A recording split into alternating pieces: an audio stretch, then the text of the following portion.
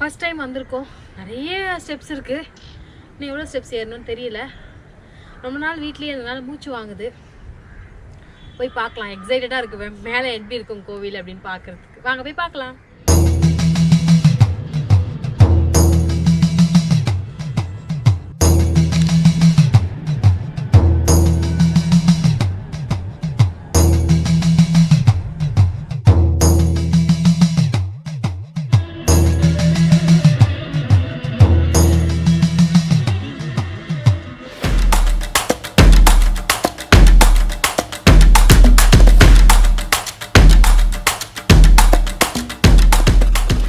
நம்ம இன்றைக்கி நெமிலிச்சேரியிலேருந்து கிளம்பி போகக்கூடிய கோவில் என்னன்னு பார்த்தீங்க அப்படின்னா ஒரு காளி கோயிலுங்க.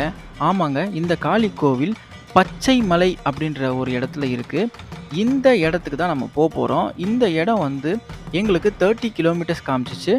கூகுள் மேப்போட லிங்க் வந்து டிஸ்கிரிப்ஷன் பாக்ஸில் கொடுக்குறேன், கண்டிப்பாக செக் பண்ணுங்கள். அதுதான் சொன்னேன் அப்படி போகணுன்னு. இந்த வழி மாதிரி அழகாக கட்டி வச்சுருந்தாங்க. பாத்ரூம் காளி கோயிலுக்கு செல்லும் பாதை அருமையாக உள்ளது. மேடம் ஃபஸ்ட்டு போட்டோம் போங்க. ஓம் நம சிவாய ஓம் ஓம் நம சிவாய ஓம் நம சிவாய ஓம் ஓம் நம சிவாய. ஓடி ஓடி ஓடி ஓடி பாடு. ஓடி ஓடி ஓடி ஓடி உட்கலந்த ஜோதியை வாடி வாடி வாடி வாடி மாண்ட போல கோடி கோடி கோடி கோடி நிறைந்த கோடியே. ஓம் நம சிவாய ஓம் ஓம் நம சிவாய. ஸோ இது வந்து காளி கோவில் போகிற ரூட்டு அருமையாக இருக்குது பாருங்கள். இப்போது இதை சொல்லு, சிட்டிக்குள்ளே இது மாதிரி இடத்த நீ பார்த்துருக்கியா? சிட்டிக்குள்ளே இந்த மாதிரி இடத்த நான் பார்த்ததே இல்லை. ஃபஸ்ட்டு இவர் சொல்லும் போது நான் நம்பவும் இல்லை. எந்த ஏரியாவில் இவர் சொன்னார்? சித்தர்கள் வாழும் சிவன்மலை மலையில் கோவில் இருக்கும். நான் சொன்னேன் எந்த ஊருக்கு போனோம், எவ்வளோ கிலோமீட்டர் ட்ராவல் பண்ணோம். சென்னையில் குரோம்பேட்டுனாரு. குரோம்பேட்டை நம்ம என்ன நினைப்போம், சிட்டி சைடில் போய் சொல்லிட்டு இருக்காரு இவர். அப்போனா சிட்டினா ரோடெலாம் இருக்கும், பஸ்ஸெல்லாம் போய்கிட்டு இருக்கோம். அந்த ரோடு நார்மலாக இருக்க கோவில் தான் அப்படின்னு பார்த்தா இது அப்படிலாம் இல்லை. நம்ம இப்போ லாங் ட்ராவல்லாம் பண்ணி தமிழ்நாட்டில் இருக்க கோவிலில் சுற்றி பார்க்க போவோம்ல, அந்த மாதிரி எங்கேயோ ஒரு ஊரில் ஏதோ ஒரு கோவில் மலை மேலே ஏறுற மாதிரி இருக்குது. சரி, how was your experience on your birthday? அதையும் அப்படியே சொல்லினே போ. என்னோட பர்த்டே வந்து இன்றைக்கி ரொம்ப ஸ்பெஷல் பர்த்டே தான் நான் சொல்லுவேன். ஏன்னா வந்து எல்லா பர்த்டேவும் வீட்லேயே சும்மா கெட்டியாக உட்காந்து நல்லா சாப்பிட்டுட்டு வெளியே போகிறேன் வரேன்னு சொல்லி சுற்றுவேன். ஆனால் கோவில் கூட போக மாட்டேன். அப்படியே போனாலும் காலையிலேயே வந்து பக்கத்தில் இருக்க ஏதாவது கோவில் போயிட்டு எங்கேயாவது வெளியே போயிடுவோம். இந்த வாட்டி வந்து கோவிலுக்கே இந்த டே ஃபுல்லாக நாங்கள் ஸ்பெண்ட் பண்ணோன்னு சொல்லிட்டு இந்த கோவிலுக்கு நாங்கள் வந்தோம். ஸோ டே எனக்கு சூப்பராக போயிருக்கு. எனக்கு ரொம்ப ஹாப்பியாக இருக்குது. இங்கே பாரு, நான் மச்சான் ஏதாவது வழிவாரி போயிட்டோமா?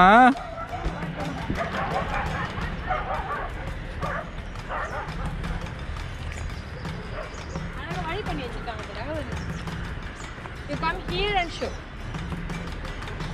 வியூ பாரு. சோப்பு டப்பாலாம் தெரியும்னு வாங்க தெரியுமா? அது தெரியுது பாரு, சோப்பு டப்பா.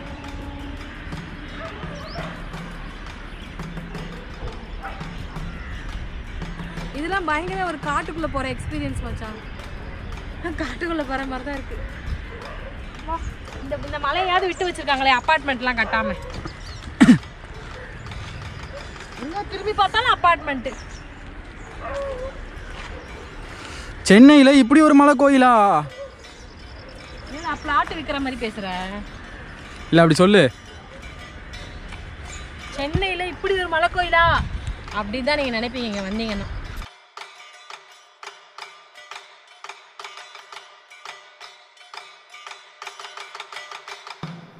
நாங்கள் சித்தர்கள் வாழும் சிவமலையில் இருக்க சிவபெருமானை தரிசனம் பண்ணிவிட்டு அங்கேருந்து மலைப்பாதை வழியாக போனது தான் காளி கோவில். நீங்கள் அந்த வழியாக போகிற எக்ஸ்பீரியன்ஸ் தான் இந்த வீடியோவில் பார்த்துருக்கீங்க. ஆனால் நீங்கள் கூகுளில் வந்து காளி கோவில்னு போட்டாலே ஒரு படிக்கட்டு ஏறி போகிற மாதிரியான ஒரு ரோடு தான் காட்டும். நீங்கள் மெயினாக நீங்கள் போகிறீங்க டேரெக்டாக காளி கோவில் போகிற மாதிரி இருந்தீங்கன்னா நீங்கள் அந்த படிக்கட்டு வழியாக போகலாம். ஆனால் நீங்கள் வந்து சித்தர்கள் வாழும் சிவமலையில் அந்த கோவிலை பார்த்துட்டு போனீங்க அப்படின்னா நாங்கள் போன மாதிரி மலையில் ஏறுற எக்ஸ்பீரியன்ஸ் நீங்கள் வந்து சூப்பராக என்ஜாய் பண்ணுவீங்க. அதனால் முதல்ல சிவனை தரிசனம் பண்ணிவிட்டு அதுக்கப்புறம் காளி கோவிலுக்கு போனீங்கன்னா அந்த ரோடு வழியாக அந்த மலை வழியாக போகிற எக்ஸ்பீரியன்ஸ் வந்து உங்களுக்கு சூப்பராகவே இருக்கும்.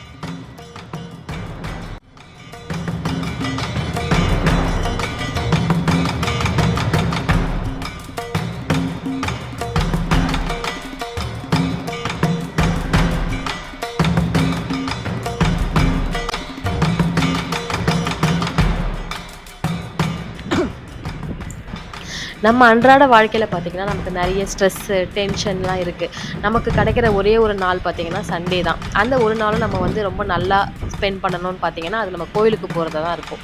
ஸோ சென்னையில் இப்படி ஒரு கோவிலுக்கு நம்ம போகிறோம் அப்படின்னா நமக்கு அந்த டேவே பீஸ்ஃபுல்லாக முடியும்ல. ஸோ அதனால் இந்த நாளை வந்து நீங்கள் ஒரு சண்டேவை நீங்கள் இந்த மாதிரி இந்த கோவிலுக்கு போய் பார்த்தீங்கனாலே நீங்கள் வந்து ரொம்ப ஸ்ட்ரெஸ் ரிலீஃபாக இருப்பீங்க, ரொம்ப சந்தோஷமாக இருப்பீங்க, ரொம்ப பீஸ்ஃபுல்லாக மெடிடேஷன் பண்ணிவிட்டு வரலாம். அதுக்கப்புறம் நீங்களே அடிக்கடி போக ஆரம்பிச்சிருவீங்க. அவ்வளோ பாசிட்டிவ் எனர்ஜி அங்கே நமக்கு கிடைக்குது.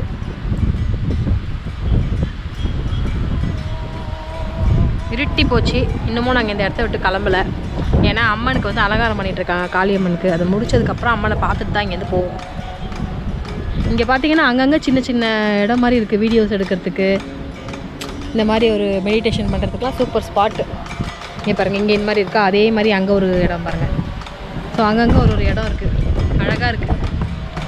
சின்ன சின்ன பசங்களாம் நிறைய பேர் வராங்க இந்த இடத்துல வந்து ஃபோட்டோஸ் இந்த மாதிரி எடுக்கிறதுக்கு. ப்ளஸ் வந்து இந்த வியூஸ் எல்லாம் பாருங்கள், எல்லா சைட்லேருந்து வியூ, டாப் வியூ சென்னையை பார்க்குற மாதிரி இருக்குது. சூப்பர் வியூவில். இந்த கோயில் எல்லா நாள்லையும் திறக்கிறது இல்லைங்க. செவ்வாய், வெள்ளி, ஞாயிறு அந்த நாளில் மட்டும் ஈவினிங்கில் 4:30க்கு மேலே போனீங்கன்னா கோவிலில் வந்து பூஜை நடந்துகிட்ருக்கும். மற்ற நாளில் போனீங்கன்னா கோவில் வந்து மூடி இருக்கும்னு அங்கே இருக்க ஒருத்தர் சொன்னார்.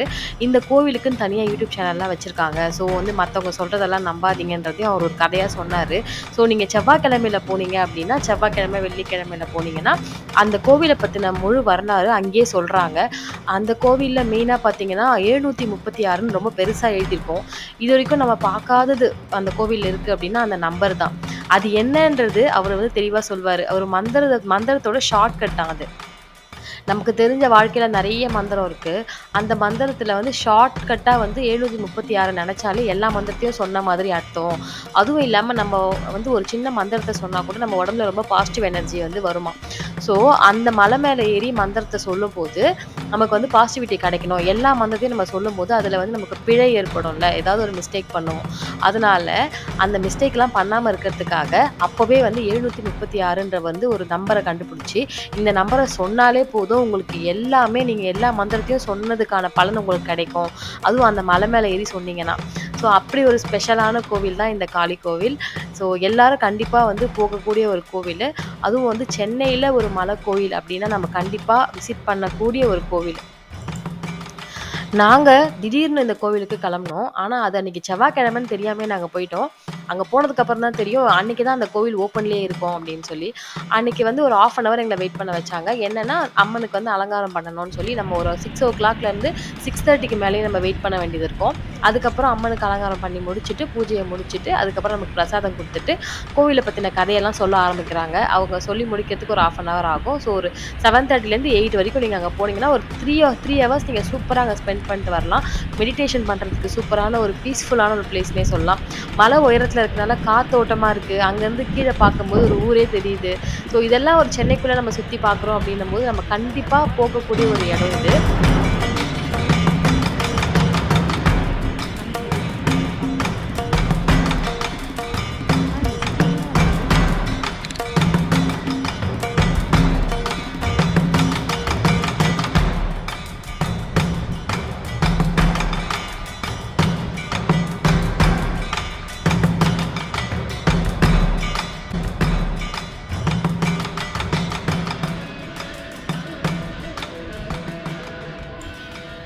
நம்ம சேனலை மறக்காமல் சப்ஸ்கிரைப் பண்ணிக்கோங்க. அடுத்து நம்ம போக போகிற கோவில் ராமகிரி கோவில். இந்த கோவிலை பற்றின டீட்டெயிலான இன்ஃபர்மேஷன் எங்கேயுமே உங்களுக்கு கிடைக்காது. நம்ம வீடியோவில் கண்டிப்பாக உங்களுக்கு சூப்பரான இன்ஃபர்மேஷன் கிடைக்கும். ஸோ கண்டிப்பாக நம்ம வீடியோஸ் எல்லாமே ஃபுல்லாக பாருங்கள்.